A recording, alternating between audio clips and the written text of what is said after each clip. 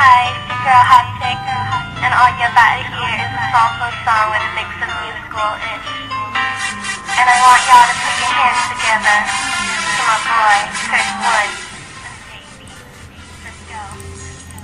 Ikaw nga parang ang aking nararamdaman. Pagkatabi kita, di ako makapagsalita, pero di ibig sabihin nun na ayaw kita at di kita gusto. Sadyang tumakabala ang damdamin ko. Gusto ko mang sabihin sa'yo, pero ang lakas ng hiya ko parang ewan lang.